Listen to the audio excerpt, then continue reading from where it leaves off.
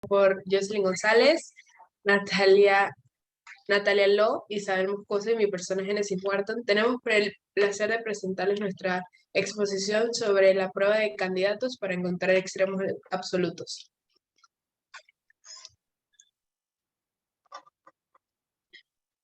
La introducción. Dada una función particular, a menudo nos interesa determinar los valores más grandes o más pequeños dentro de esta función.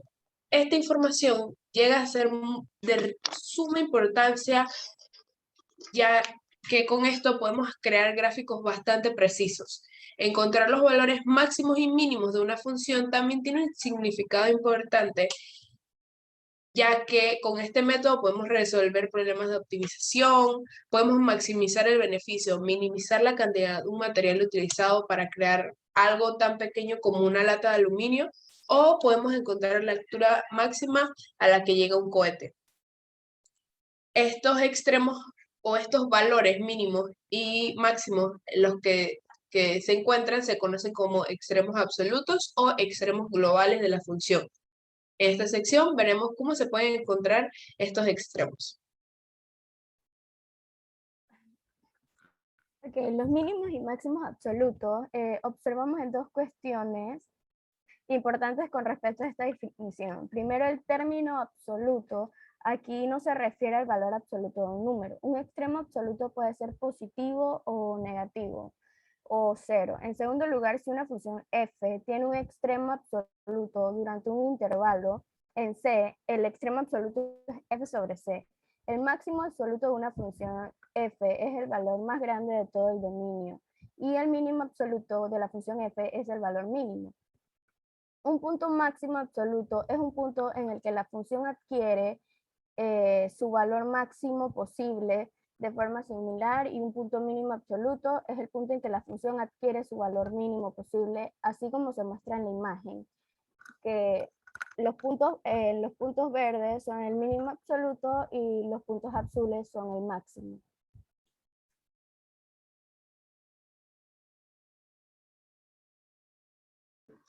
El problema. Calcular los valores máximo y mínimo absolutos de la función dada en el intervalo que se indica. F de x es igual a x al cuadrado menos 2x más 1 en un intervalo de 0,3. Lo primero que vamos a hacer...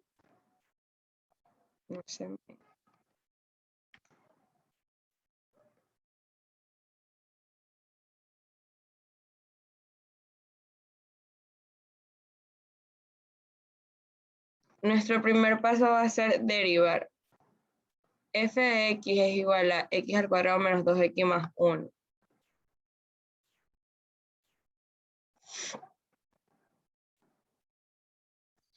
X al cuadrado, bajamos el 2 y tenemos el exponente 2 menos 1, quedaría 2x menos 2x al cuadrado. La x aquí se eliminaría porque sería 1 menos 1 es igual a 0 y quedaría 2. Y el 1 aquí se eliminaría porque es la derivada de una constante. Sacamos el factor común, nos quedaría 2x menos 1.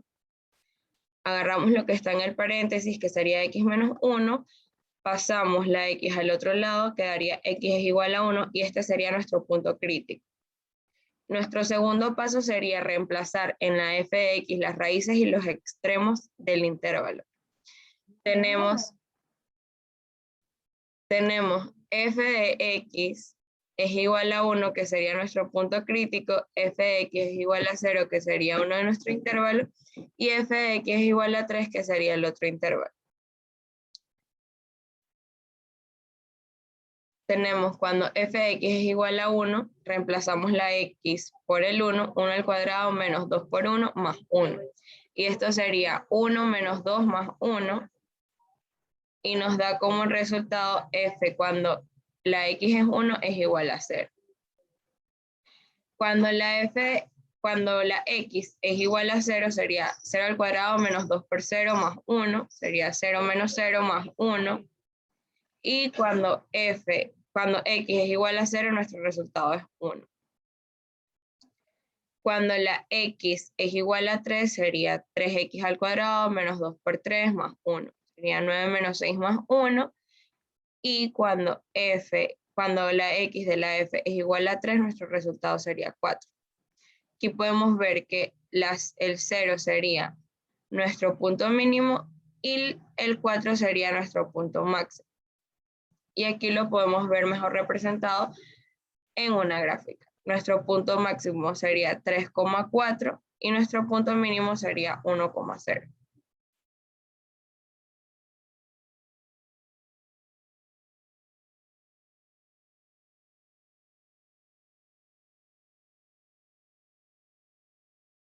Ok, profe, en la conclusión no sé si Isabel le lleva a contar que le está fallando el internet, así que voy a decir su parte. Como conclusión, dada la función particular, a menudo nos interesa determinar los valores más grandes y más pequeños de la función, ya que es importante para crear gráficos precisos, encontrar los valores máximos y mínimos de una función y también tiene un significado práctico porque podemos usar este método para resolver problemas de optimización.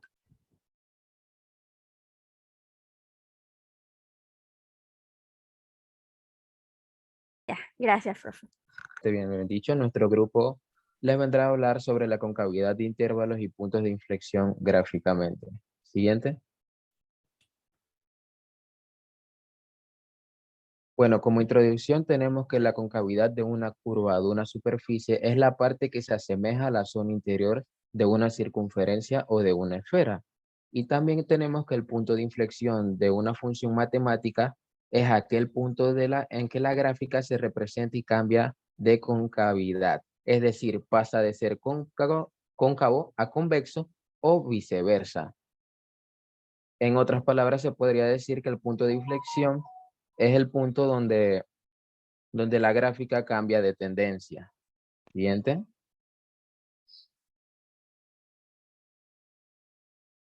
Bueno, hablemos sobre la concavidad y la convexidad.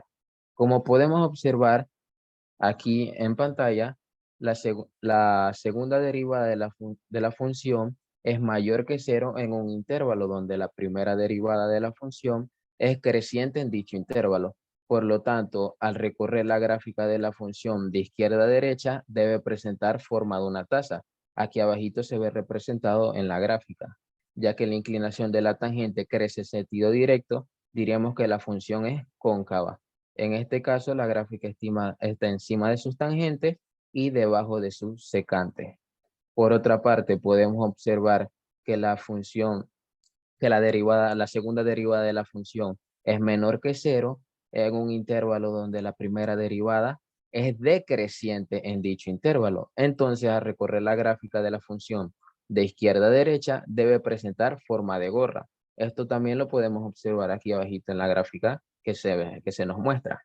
Ya que la inclinación de la tangente decrece en sentido directo, diremos que la función entonces es convexa.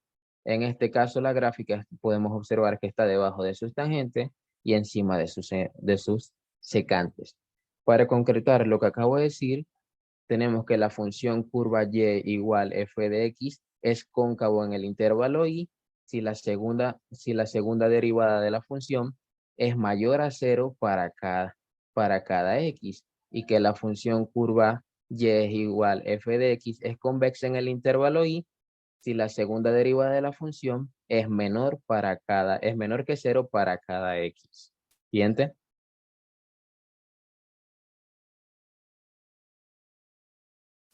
Punto de inflexión. ¿A qué llamamos punto de inflexión? Bueno, es un punto donde la segunda derivada de la función es 0 y en el punto esta cambia de signo. Esto es decir, la segunda derivada pasa de ser positiva antes del punto a ser negativa después del punto. Esto también puede suceder de forma viceversa, siendo continua la función en dicho punto. En ellos la función pasa de ser cóncava a convexa y también viceversamente. Para poder extender esto de una manera mejor, tenemos el ejemplo de la gráfica que observamos abajo, donde la función es cóncava, pero después del punto de inflexión pasa a ser convexa. A continuación, mi compañero Wilfredo Bonilla les vendrá a presentar un problema.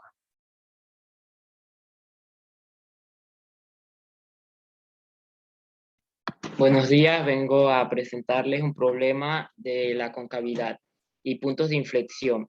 como podemos ver, tenemos una función x al cubo menos 5x al cuadrado más 2x menos 3. Lo primero que debemos saber es que esto es una función polinómica, por lo tanto, el dominio de esta función son todos los números reales. Para encontrar el punto de inflexión, lo primero que debemos hacer es calcular la primera derivada de la función inicial, que el resultado sería 3x al cuadrado menos 10x más 2, y a esa derivada hay que sacarle una segunda derivada, por lo que daría 6x menos 10. Con ese resultado de esa derivada, podemos calcular el valor de x. Igualamos esa función igual a 0 y tenemos que x igual a 5 tercios. Comprobamos este resultado reemplazando la x en la función de la segunda derivada y vemos que da 0, por lo tanto estaría bien. También lo siguiente que haremos sería representarlo en una recta numérica para encontrar intervalos y también hallar lo que es la concavidad. Como encontramos el punto en x, que es 5 tercios, ese sería el punto que iría en medio, y para la derecha serían los valores que son positivos hacia el infinito y hacia la izquierda los que son negativos hacia el infinito. Entonces en estos dos intervalos se elige un valor. Para los de menos infinito hasta 5 tercios, elegí el número 1, y de 5 tercios a más infinito elegí el número 2. Estos números se reemplazan en la ecuación de la segunda derivada, y lo que hacemos no es sacar un valor numérico, sino fijarnos en el signo. Como vemos, cuando reemplazamos el 1 en la segunda derivada, nos dio un valor de menos 4. Esto significa que en ese lado de la función es negativa, por lo tanto es cóncava, y del lado que cuando reemplazamos el 2 en la segunda derivada nos dio un valor positivo que es 2, esto dice que sería entonces convexa. También entonces encontraríamos el punto de inflexión para y, porque tenemos el punto en x. Para encontrar ese punto lo que se debe hacer es ir a la función inicial que nos dieron al principio del problema, no la segunda ni la primera derivada, sino la primera que nos dieron al principio, y reemplazamos las x con el valor que habíamos sacado anteriormente, 5 tercios. Esto nos da un valor de menos 241 sobre 27, que es más o menos 8.9, menos 8.9. Siguiente, por favor. Y podemos graficarlo, el punto de inflexión, ya con los datos obtenidos en X y en Y. Como podemos ver aquí, encontramos el punto de inflexión, que como mi compañero Kelvin explicó, es el punto también donde cambia de cóncava a convexa la gráfica. Muchas gracias.